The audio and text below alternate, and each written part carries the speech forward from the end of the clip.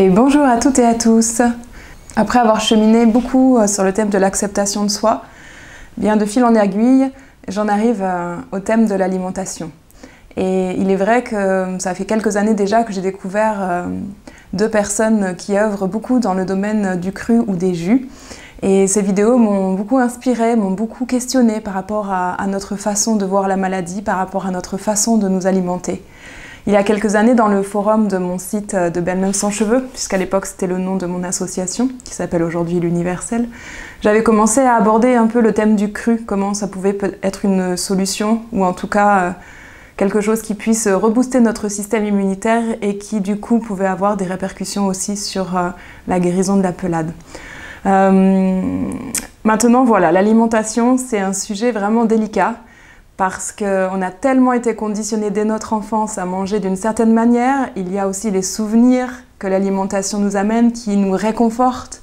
Alors aujourd'hui, un revoir total dans l'autre sens et se dire finalement, si la maladie ne tombait pas sur nous par hasard et que finalement elle était simplement une alerte, alors dans ces cas-là, nous pourrions essayer d'être à l'écoute de cette alerte et de lui apporter ce dont il a vraiment besoin. Ce sont les mots de Thierry Casasnovas. J'ai suivi son chemin depuis quelques années et j'avoue que je respecte beaucoup son travail parce qu'il remet en question pas mal de choses et qui pour moi sont assez pertinentes et par moments même évidentes. Voilà.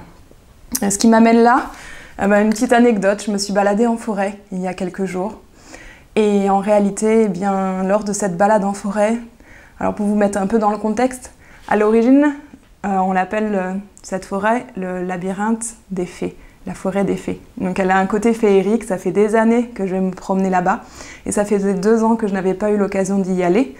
Et là, j'ai pu y aller avec des amis. Et à ma grande tristesse, j'y ai découvert tous les buis qui avaient été mangés par les chenilles des papillons qui en ce moment mangent tous les buis depuis quelque temps là. Et je vous avoue que c'était une grande tristesse pour moi que d'assister à ça. Cette forêt qui avait vraiment un air féerique est devenue tout d'un coup presque avec un air de mort. Quelque chose était mort, comme si une partie du monde féerique était mort en même temps que ces buis. Toutes ces chenilles qui continuaient à pendre sur ces fils qui s'accrochent le long des arbres.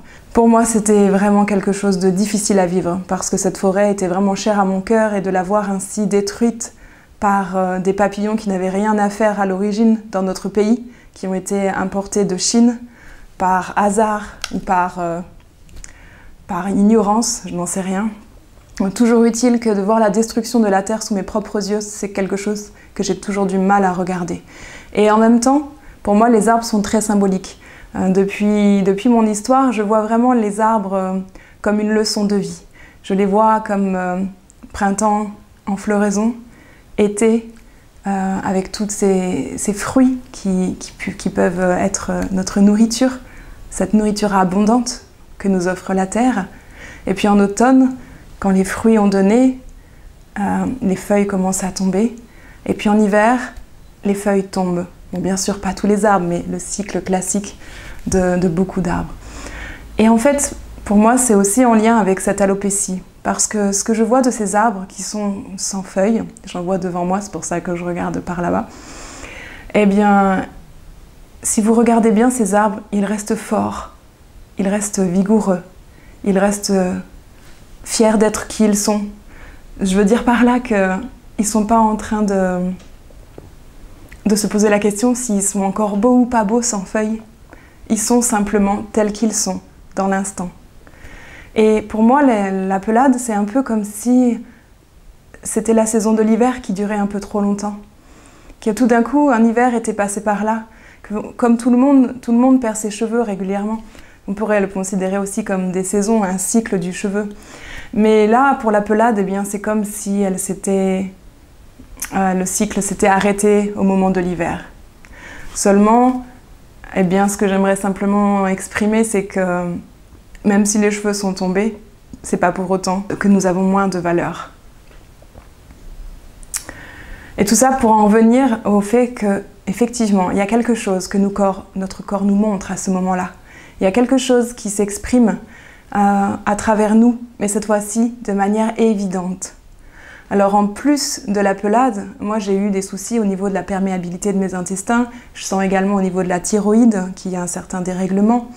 Maintenant, de fil en aiguille, en relisant un peu ce que j'ai trouvé sur les forums, et j'en parle d'ailleurs dans mon livre Hymne à l'intuition, qui est paru l'année dernière, et la version poche est parue ce début d'année, Hymne à l'intuition sur Amazon. J'ai fait toute une petite enquête simple, hein, rien de très scientifique, mais simplement par observation. Et j'en revenais toujours au système immunitaire et au système hormonal. Et je vois que tous ces dysfonctionnements sont liés à la même chose. Alors je me suis dit, plutôt que d'essayer de résoudre ça, puis ça, puis ça, puis ça, puis ça, puis ça, pourquoi on n'irait pas chercher la réponse directement à comment faire pour renforcer le système immunitaire, pour lui permettre de retrouver son équilibre. Et de fil en aiguille, j'en suis aussi revenue au thème donc de l'alimentation. Alors effectivement, les jus, j'ai commencé à les tester. Alors, comment dire? Quand on commence à travailler sur l'alimentation, ça nous amène forcément à notre émotionnel. Alors, s'il y en a qui ont envie de tester ça aussi, je vous dirais vraiment d'être patient avec vous-même. Parce que pour ma part, je suis passée par différentes phases.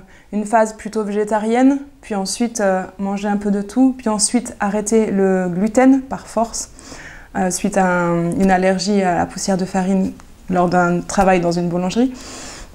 Et puis diminuer le sucre, mais diminuer le sucre et le gluten, émotionnellement pour moi ça a été beaucoup trop fort, donc je commençais à tomber en dépression. Donc du coup j'ai repris tout doucement l'un des deux, parce que la notion de plaisir est primordiale dans l'alimentation. C'est vraiment important de continuer à manger des choses qui nous font plaisir.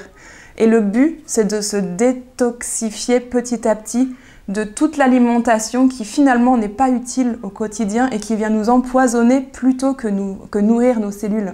Parce que finalement, ce qu'elles ont besoin, nos cellules, c'est d'être bien nourries avec toutes les vitamines et minéraux dont elles ont besoin. Et c'est pour ça que la piste des jus me parle beaucoup. Je ne dirais pas forcément d'être 100% jus, mais au moins un jus par jour déjà dans l'alimentation. Moi, j'ai senti les bienfaits que ça a pu apporter à mon corps. Ce début d'année, j'ai eu une sinusite carabinée qui a fait que j'ai plus envie vraiment de manger, donc je mangeais très peu et plutôt cru, plutôt fruits. Et j'avoue que je me sentais mieux dans mon corps, mieux dans ma tête. Et là, petit à petit, la vie me montre, mon corps me montre ce dont il a besoin. Alors évidemment, c'est vraiment un processus qui demande du temps et un déclic également, parce que réussir à changer d'alimentation, à prendre le temps de faire les jus pour soi, prendre le temps de s'occuper de soi, comme on a donné cette part à quelqu'un d'extérieur à nous, comme le corps médical, comme la cuisine toute faite de l'industrie, on n'est plus trop habitué à vraiment être à l'écoute de notre corps et venir le nourrir en fonction de ce qu'il a vraiment besoin. Alors c'est un apprentissage au quotidien que ça nous demande de faire, et puis d'oser expérimenter aussi. Parce que quand le corps se détoxifie, forcément, il y a des effets qui arrivent. Ça peut être de l'eczéma, ça peut être des boutons qui remontent, etc. Et si on commence à être dans la peur dès qu'il y a le moindre truc qui remonte, effectivement, c'est pas juste non plus. Donc si jamais vous avez besoin d'être rassuré, soyez accompagné de personnes compétentes dans ce milieu pour pouvoir justement aller au bout de votre processus. Moi, pour ma part, je vais le continuer et éventuellement, je pourrai vous tenir au courant de là où j'en suis. Voilà, donc j'avais simplement envie de partager ça avec vous concernant l'alimentation, concernant la perte des cheveux et le temps de l'hiver où les arbres n'ont plus leurs feuilles, mais que pourtant ils restent forts et ils restent majestueux. Alors, continuez à être tel que vous êtes, quelle que soit votre différence. À très vite.